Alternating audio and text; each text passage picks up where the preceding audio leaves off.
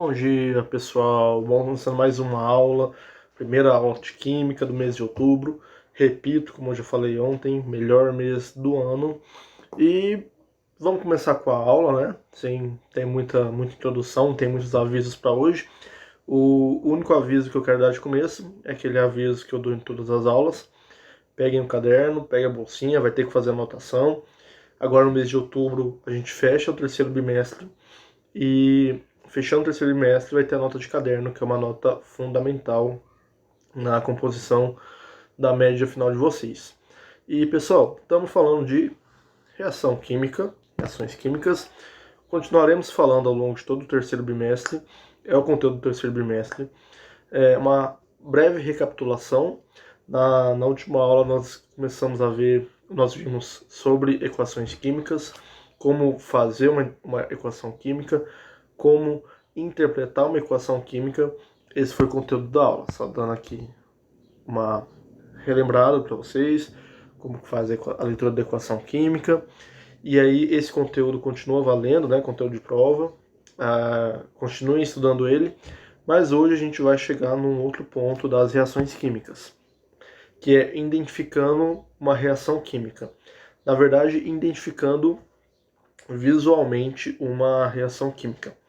Quando acontece uma reação, existem algumas características que quando você repara que aconteceu, é um indício que ali aconteceu uma reação química.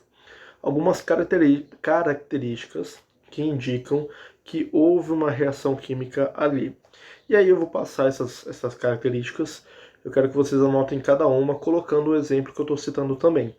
Tem como a gente só visualmente já perceber que houve uma reação química sem precisar fazer testagens, fazer testes ou levar para laboratório. Entre elas, a primeira de uma das formas de identificar uma reação química é quando acontece liberação de energia, calor, luz, etc. Um exemplo de visualizar essa característica é através de uma fogueira. Uma fogueira queimando ali, acontece muita liberação de calor, você sente, né, o calor sendo liberado, e luz também. A fogueira ela ilumina. Quando acontece quando você vê essa característica de uma reação, você já pode perceber que houve uma reação química através dessa primeira característica, que é a liberação de energia, seja ela calor ou luz. Formação de gases. Visualizar a formação de gases é um sinal de que houve uma reação química. O exemplo que eu estou colocando aqui, lembrando que anotem a característica e anotem o exemplo. O exemplo é o comprimido efervescente. Quando você coloca um comprimido efervescente na água, acontece uma reação química ali da água com os produtos do comprimido, e uma das formas, e aí ele vai gerar uma nova substância, ele vai soltar ali uma substância que você consegue visualizar que está acontecendo essa reação através da formação de gases. O copo começa a espumar, surgem aquelas espumas. Então, essa é uma característica, a formação de gases é uma característica de reação química. Se houve formação de gases, é característico de uma reação química ali também. E aí que o nosso exemplo é o comprimido efervescente. Formação de sólidos. Aqui a gente tem um leite coalhado, mas se houve uma formação de sólidos ali, se aquele produto era líquido e começou a gerar sólidos que não fazem parte, que não é a mesma coisa daquele produto inicial, por exemplo, a coalhada, ela não tem as mesmas propriedades do leite. A coalhada é o leite azedado, é o leite com um pouco mais de tempo. Então, a coalhada ela não tem as substâncias do leite. Se você toma leite, tem as substâncias, ele tem tais características. A coalhada tem outra. Então, a formação de sólidos no recipiente, no produto, quando começa a se formar sólidos que não são o mesmo produto do mesmo elemento, é um indício de reação química. Então, formação de sólidos entra como uma das características de reação química. Mudança na coloração. Aqui a gente tem o exemplo de um papel queimado. Se você pega um papel e queima um papel, você vê que a parte que fica queimada, ou ela fica marronzinha, dependendo do papel, ou ela fica bem preta, que é referente da formação das cinzas. Então, se houve ali uma mudança de coloração, pode ser um indício de reação química. Então, mudança na coloração também é um indício de reação química. Mudança de cheiro, aroma e gosto, como por exemplo, quando você está cozinhando um churrasco aqui, por exemplo, você coloca a carne ali, acontece a combustão através da queima, e aí o cheiro daquela carne muda, o aroma muda, o gosto muda. Não só positivo, tá? Se acontece assim, o cheiro começa a ficar um cheiro forte, ruim, se teve mudança de cheiro, independente se é um cheiro bom ou ruim, se teve mudança do aroma, se teve mudança do gosto, independente se é um gosto bom ou ruim, é indício, identificação de reação química. Então, viu ali que o produto.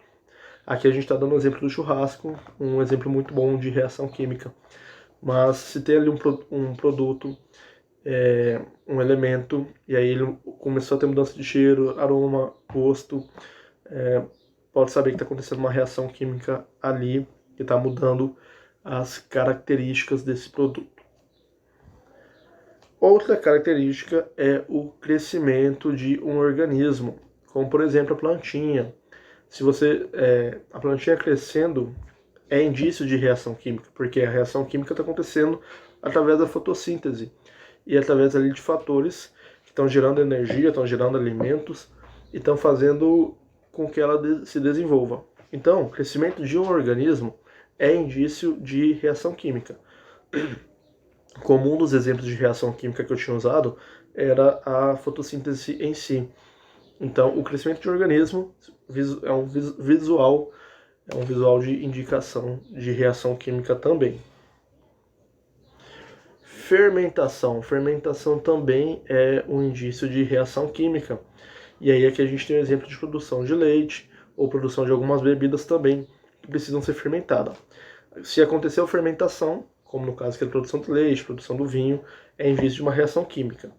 Tanto que a produção do queijo é um exemplo de reação química e um dos indícios é a fermentação que acontece. Acontece uma fermentação para a gente ter o produto final, que é o queijo, ou o vinho, ou a bebida que for surgir através da fermentação. Mas se houve fermentação, houve reação química também. E a última característica, lembrando que vocês têm que anotar todas elas no caderno, citando o exemplo, é decomposição de matéria orgânica. Se a matéria foi decomposta, aqui eu estou dando decomposição de alimento, mas decomposição de corpo também, o corpo quando ele está ali quando ele morre, não tem mais vida, acontece ali reações químicas que decompõem aquela matéria orgânica. Então, decomposição de matéria orgânica, se você reparou, a decomposição de um produto é indício de reação química também. Esses indícios que eu passei para vocês, pessoal, são indícios visuais de uma reação química. Se não aconteceu nada disso ali no meu experimento, ou no que eu estou observando, significa que não teve reação química? Não. Se não houve nenhum desses aspectos visuais, ainda pode ser que houve uma reação química, porém sem indícios visuais. Esses são indícios visuais, identificação, características de reações químicas que podem ser vistas a olho nu, mas tem características que são vistas só em telescópio, ou só através de testagem química, ou só em laboratório propriamente. Então, essas são características de reações químicas, porém, se não aconteceu nenhuma dessas características ali, pode ser que ainda assim tenha uma reação química. Só que tem que ser verificado em laboratório para ver se teve algum indício ou não. Mas se teve alguma dessas características, significa que teve reação química. Ok, pessoal? Espero que tenha anotado tudo. Se ficou alguma dúvida sobre alguma dessas características, anotem e me passem também, por favor. Qual que é o homework? Pessoal, de homework, vocês vão fazer uma pesquisa no caderno sobre formação das chuvas ácidas, a famosa chuva ácida. Aqui em Goiânia, Goiás, recentemente começou levemente o período de chuva, bem tímido, né? O período de chuva ele começa mais intenso aí no final de outubro. Então, nessas primeiras chuvas, fala-se muito sobre chuva ácida, inclusive no jornal passou uma reportagem sobre chuva ácida, etc. Vocês vão pesquisar o que é a chuva ácida, como acontece a formação, as características da chuva ácida. Vamos fazer no caderno, fotografar e postar no Google Classroom no tópico de Química, terceiro bimestre. Pessoal, por hoje é só. Qualquer dúvida, faça anotações aí no caderno. Terça-feira nós temos live 9h10. Me passem aí na live de terça-feira as dúvidas. Qualquer dúvida vocês já sabem onde me achar. WhatsApp, Google Classroom, etc. Tenham um excelente final de semana. Ótimo final de semana de estudos. Qualquer dúvida é só me avisar, estamos aqui. Um forte abraço, fiquem com Deus e tchau, tchau.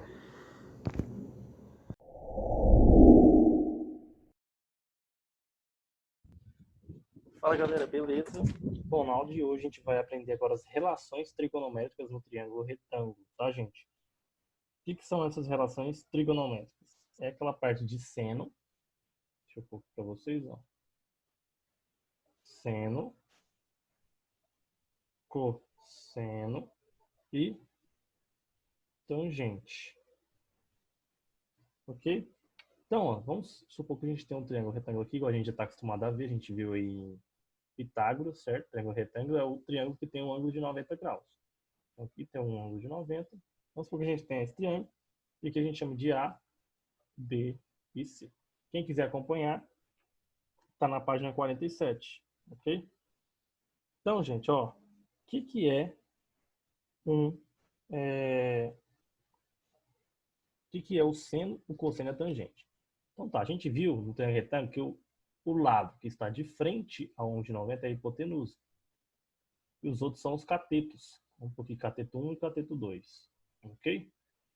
O que é o seno, gente? O seno é eu pegar a medida do cateto. Vamos supor que aqui a gente tenha um ângulo aqui e um ângulo aqui, né? Um outro ângulo, certo? Vamos supor que esse ângulo aqui, ó, esse aqui é 90, vamos supor que esse aqui é vamos supor que esse aqui é 50 graus, né? Então ficou 50 mais 90, vai dar 140. E esse aqui seja 40 graus. Beleza? Vamos supor que ele pergunte assim pra gente, ó. Qual que é o seno de 50 nesse triângulo aqui, ó? Seno de 50 graus. Tá? O que a gente vai fazer? O seno, você precisa lembrar assim, ó, seno é o cateto oposto ao ângulo. Então ele não quer o ângulo de 50. Então, ó, cateto oposto ao ângulo. Então você vai vir aqui, ó. Cateto oposto ao ângulo é o C1. Vai ficar C1 sobre a hipotenusa desse triângulo, que é o H. A hipotenusa nunca muda, a hipotenusa é sempre de frente ao ângulo de 90. Certo? Então esse é o seno, cateto oposto, vocês vão lembrar disso aqui, ó. Cateto oposto sobre hipotenusa. Tá, e o cosseno? Ah, por que não está escrevendo aqui? Tá, e o cosseno? Vamos pôr um pouquinho, ó. Deixa eu fazer na outra aqui. Não está escrevendo aqui, ó. Vou sair daqui e entrar de novo.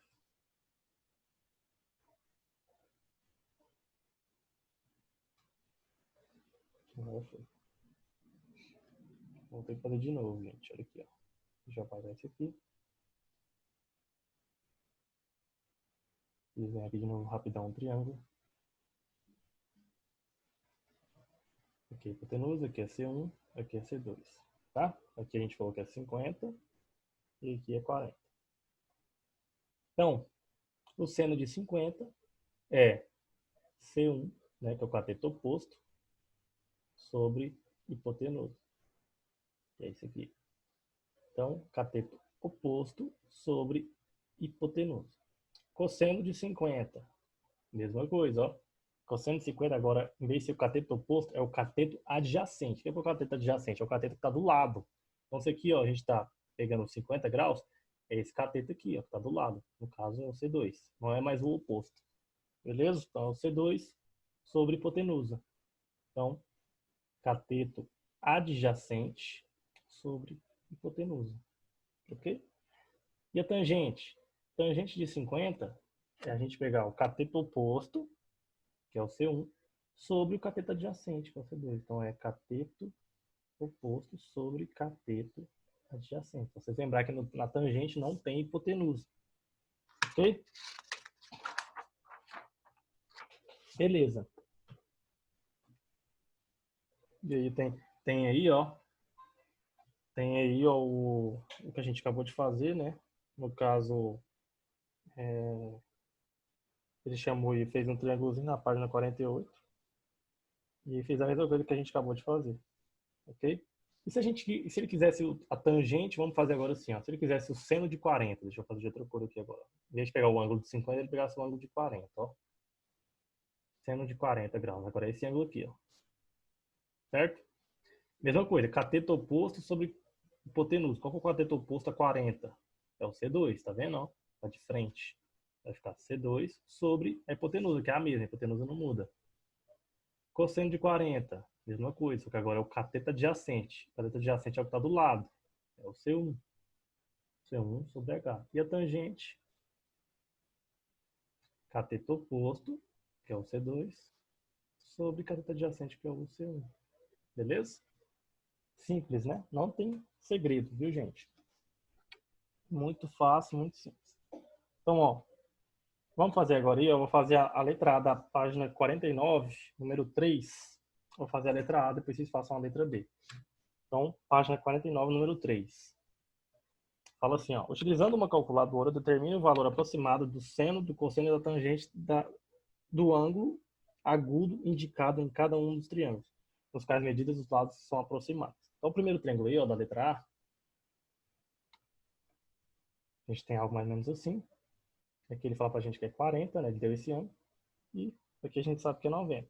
Aqui é 25, aqui é 32,6 e aqui é 21. Tá. Vamos lá. Seno. Seno de 40, né? Porque ele pediu o ângulo agudo, ele deu só esse, então é esse aqui. Então, seno de 40, vamos ver, ó. Cateto oposto, seno é cateto oposto, vai ficar 21 sobre hipotenusa, que é 32,6. Fazendo essa divisão aqui, vai dar aproximadamente 0,644. Então, esse é o valor do seno de 40 nesse triângulo. Ok? Próximo, cosseno de 40, ó. Cateto adjacente, que é o 25, sobre hipotenusa, que é 32,6. Isso aqui vai dar aproximadamente 0,767. Então, esse é o valor do cosseno. E tangente de 40 é igual a cateto oposto, que é 21, sobre cateto adjacente, que é 25. Isso aqui vai dar 0,84. Portanto, que é de boa, gente, vocês não vão ter usar a calculadora. Então, façam para mim aí, beleza? Mandem lá no Google Classroom, página 49, número 1 e 2. Opa. Número 1, o que pega o número 1? Identifique os catetos oposto adjacente em relação a cada ângulo agudo dos triângulos. Não, pode fazer só o número 2 e terminar número 3, no caso a letra B, né? Beleza, galera? Essa é a tarefa de vocês. Essa foi a nossa aula.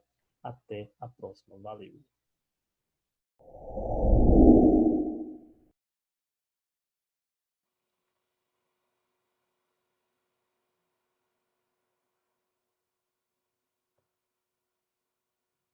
Bom dia, nono ano, tudo bem? Espero que esteja tudo ótimo com vocês. Hoje nós temos aí uma aula de redação. Essa aula de hoje é uma aula, eu digo que especial.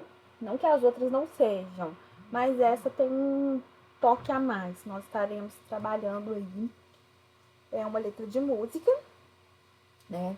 Letra, tá? Não a melodia, não a forma de cantar, que isso aí não cabe a mim. Porém, nós estaremos observando o contexto, o enredo, né, o eu lírico, a linguagem poética da música em questão. Né? A música é Eu Fico Assim Sem Você, do Cacá Moraes e do Abdullah. Nossa, falei errado. Essa música é bem conhecida, tanto no mundo musical e também na parte no universo publicitário que ela aparece. Eu já vi ela em alguns comerciais, algumas propagandas.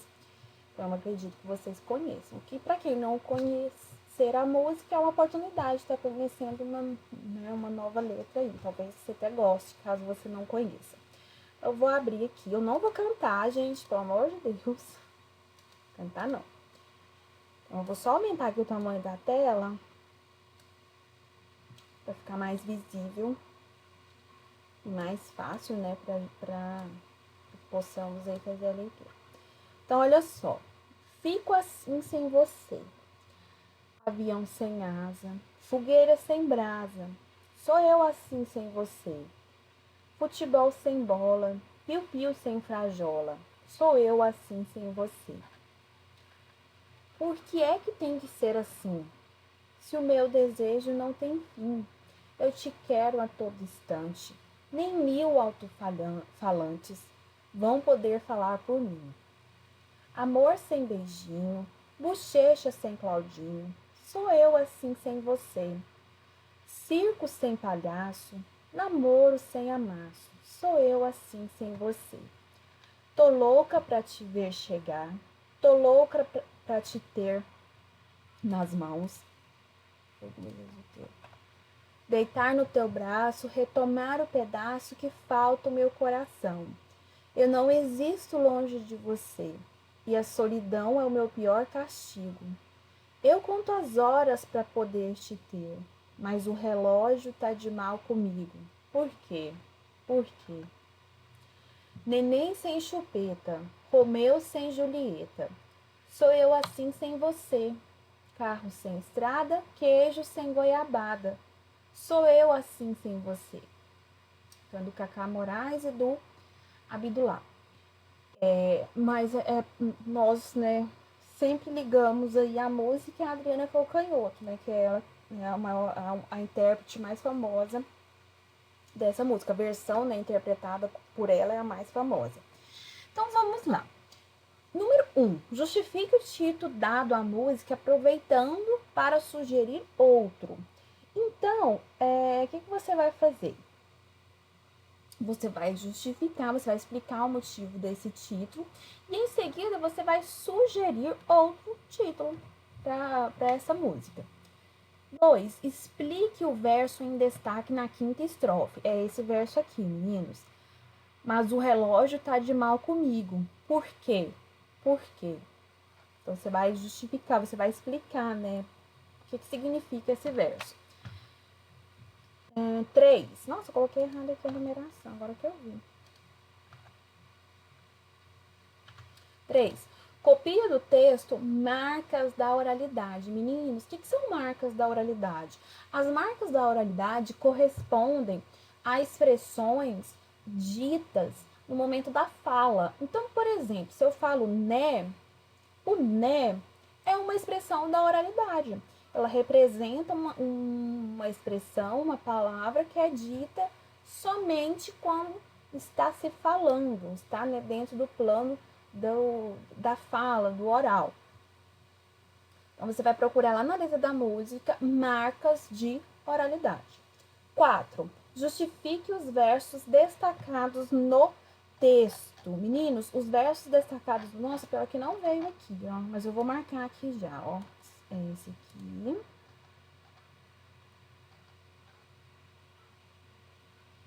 E esse aqui. São esses dois. Na hora que eu fui jogar a letra aqui, não foi. Então, são esses dois versos aqui, ó. Amor sem beijinho, bochecha sem Claudinho. Depois, neném sem chupeta e Romeu sem Julieta, tá? São os versos aí que vocês estarão justificando. 5. De que dupla citada você mais gostou? Por quê? Então, são várias duplas que são apresentadas aí, né? Duplicidade, né? Então, por exemplo, quando fala aqui, piu-piu sem frajola, é uma dupla. Futebol sem bola é uma dupla. Avião sem asa, também. Fogueira sem brasa, também. Então, assim, tem várias comparações utilizando aí duplas, tá? Então, você vai dizer qual que você mais gostou e vai justificar. 6. Que comparação mencionada na música você mais curtiu? Qual que é a comparação que apareceu aí que você mais curtiu, que você mais gostou, que você achou mais interessante, mais bonita, mais legal. E aí você vai estar justificando aí a sua resposta, você vai explicar o porquê. E por fim aí o número 7, que mensagem a canção transmite? Comente. Qual que é a mensagem? É uma mensagem de paz, é uma mensagem de alegria, é uma mensagem de saudade, é uma mensagem de amor, é uma mensagem de compreensão.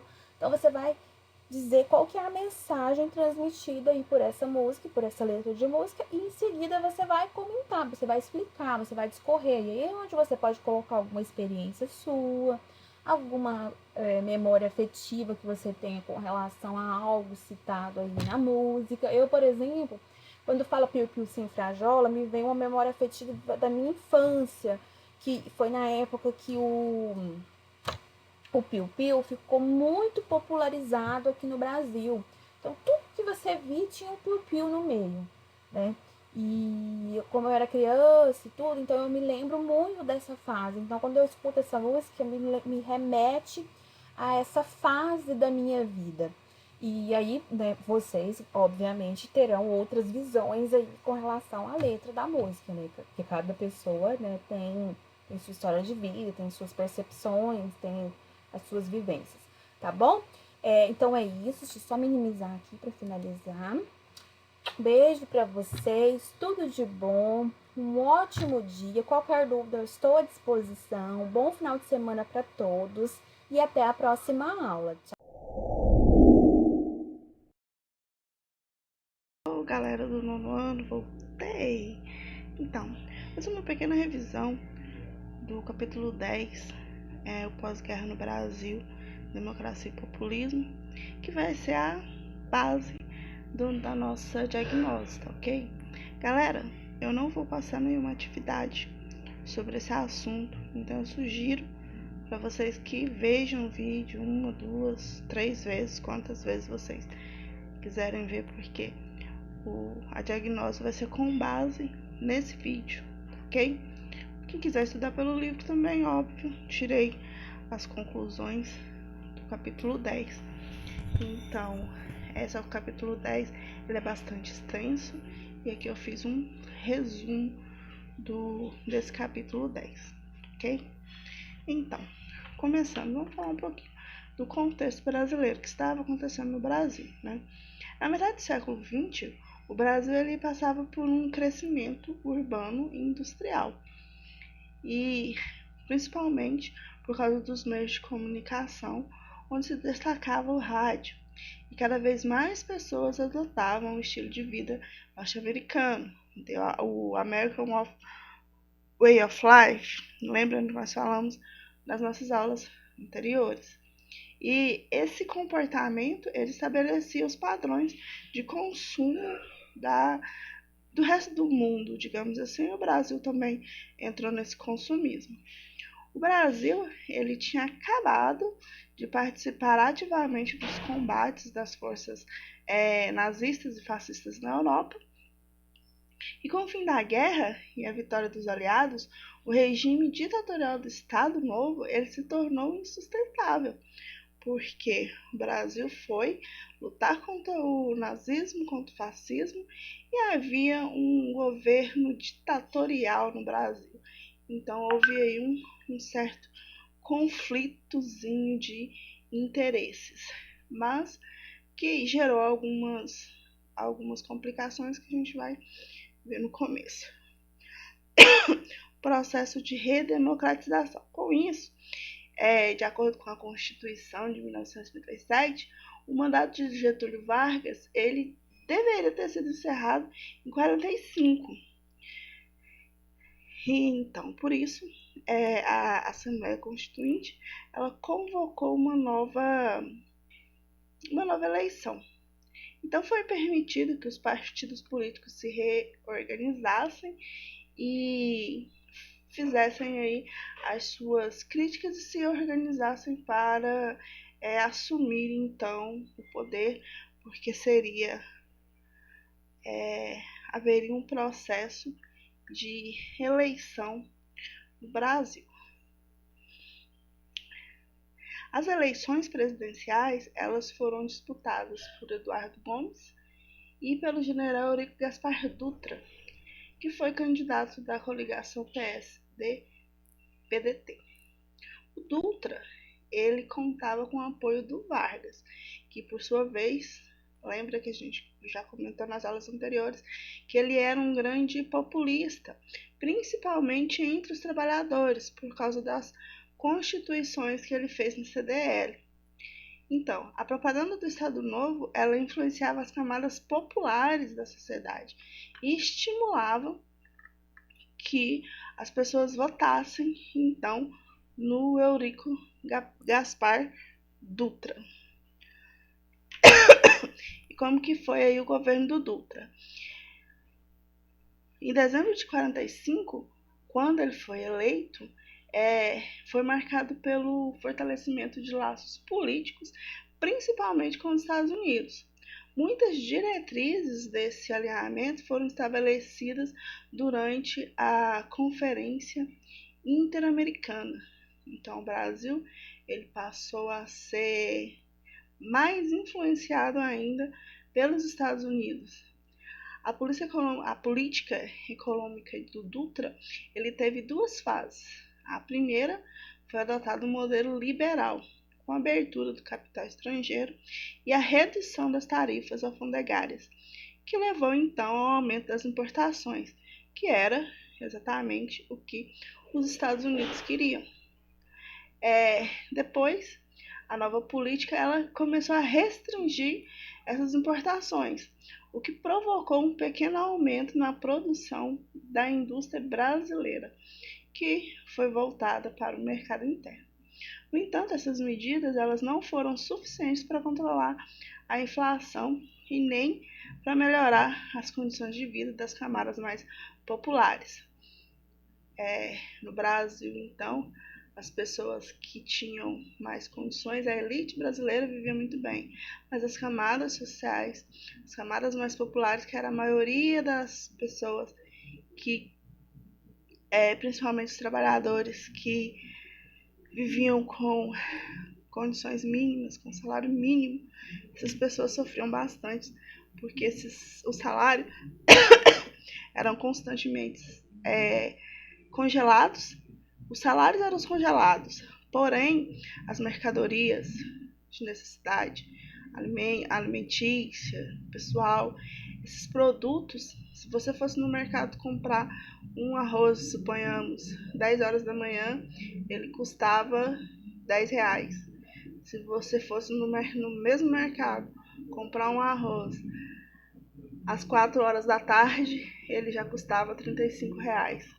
Então, assim, os preços subiam muito rapidamente. Dentro de um dia, os produtos eram remarcados até 4 vezes no dia, porém os salários eram congelados, continuavam o mesmo. As mercadorias aumentavam o valor, mas o salário era congelado.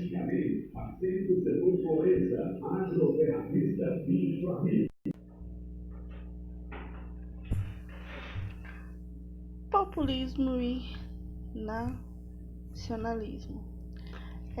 O Getúlio Vargas, então, ele volta em 1950, quando ele se candidata novamente para a presidência e em eleições diretas.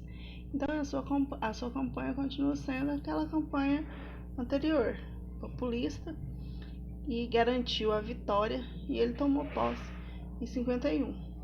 Durante o governo dele, ele debate entre os nacionalistas liberais e isso se agrava, principalmente entre os militares. Então as discussões, elas se pautam no debate político que estavam sendo relacionadas à manutenção ou não de um monopólio energético.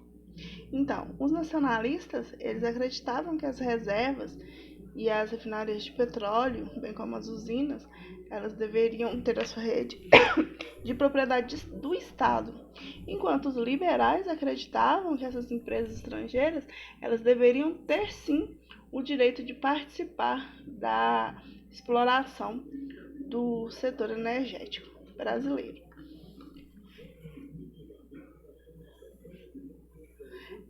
Em 1953, o Getúlio Getúlio Vargas, ele aprofundou nas suas políticas nacionalistas, porque era o que ele acreditava que era o melhor para o Brasil. Então ele criou a Petrobras, uma empresa estatal que passou a ter um monopólio da exploração e da produção do petróleo no país. E ele concedeu o reajuste do salário mínimo depois de uma greve geral. Essas medidas, elas serviram de pretexto para que os liberais intensificassem seus ataques ao governo. E as críticas, elas bateram bastante forte no presidente, porque eram críticas de diversas camadas da sociedade, dos industriais, dos militares, dos capitais estrangeiros, dos jornalistas, então a imprensa. Então, foram várias acusações de corrupção e muitas críticas a políticas econômicas estabelecidas pelo então presidente Getúlio Vargas. Então, em agosto de 54, o jornalista Carlos Lacerda, ele sofreu um atentado.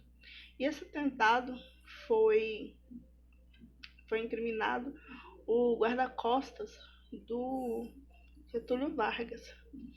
Sendo assim, esse episódio de repressão e de descontentamento fez com que a população se revoltasse ainda mais contra o atual presidente, porque chegou-se à conclusão que ele mandou matar uma pessoa que fazia críticas diretas a ele.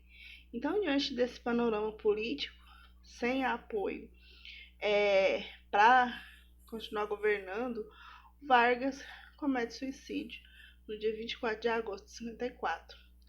Antes, ele escreve uma carta testamento, que eles chamam, denunciando os grupos brasileiros e estrangeiros que combatiam a política nacionalista. Depois, nós temos aí o governo de Juscelino Kubitschek. Depois da morte do Vargas, o vice-presidente Café Filho assumiu a presidência do Brasil. Durante seu governo, as divergências políticas entre os conservadores e os progressistas, óbvio que continuaram e refletiram em algumas disputas partidárias. Então, as eleições foram realizadas em 55, onde venceu Juscelino Kubitschek, que era o candidato da coligação PSD e PDT. O João Goulart, ele era o vice-prefeito de Juscelino Kubitschek. Alguns grupos civis e militares, eles passaram a articular aí um golpe para impedir a posse do Kubitschek. Então, diante disso, os militares ocupavam altos cargos públicos. Eles ficaram preocupados em manter a ordem e transferiram um contra-golpe, digamos assim, liderado pelo Major Henrique Lott, que foi então estabelecido o estado de sítio no país, que garantiu a posse do Kubitschek em janeiro de 56. O Kubitschek, ele foi considerado um presidente desenvolvimentista, porque ele queria desenvolver o Brasil para frente. O plano dele era o seguinte, como presidente, que ficou conhecido o seu plano como 50 anos em 5. Em 5 anos ele queria modernizar o Brasil 50 anos à sua frente. Então, para cumprir essa promessa de desenvolvimento acelerado, ele estabeleceu um plano de metas que previa grandes investimentos, principalmente na modernização do país e nos setores industriais, energéticos e de transporte. O Juscelino, ele era conhecido por essa política porque ele adotava princípios de intervenção planejada do Estado e, ao mesmo tempo, mantinha esse princípio conservador de entrada do livre capital estrangeiro por meio de empréstimos e de importações. Durante o seu governo, a produção industrial brasileira cresceu bastante, principalmente na metalurgia, na siderúrgica e na no consumo de bens duráveis, gerando então muitos empregos no país. E com isso diversas multinacionais se estabeleceram no Brasil, o que garantiu mais alguns empregos. Vieram para o Brasil montadoras de carro, de eletrodomésticos, e isso mudou também um pouco o consumo do brasileiro, que passou a investir e a possuir mais eletrodomésticos nas suas moradias. Uma outra ideia brilhante que o Juscelino teve para o desenvolvimento do país foi transferir a capital, que até então era o Rio de Janeiro, para Brasília. Esse plano de metas que ele tinha, ele com essa transferência da capital do Rio de Janeiro para uma nova cidade, que seria no Planalto Central, no meio, no coração do Brasil, a ideia era mudar a capital federal para o interior do país. Essa ideia era uma ideia antiga. Porque o que se pretendia? Pretendia interligar as diferentes regiões do país por um mesmo porto. Até então, o Brasil, com a sua capital no Rio de Janeiro, era considerado o Rio de Janeiro era considerada a melhor cidade, estava no porto. E essa zona central do Brasil, ela era um pouco esquecida. Esse projeto, então, de integração nacional, foi importante porque a política ela foi desenvolvida do centro do país para o resto do país. Ele não vinha, então, do Rio de Janeiro para o resto do país, mas as decisões saíam do centro do Brasil para o restante do país, e isso fez com que o Brasil crescesse. Então, em 56, foi iniciadas as obras dessa construção com planejamento urbano e projetos arquitetônicos, principalmente de Oscar Niemeyer.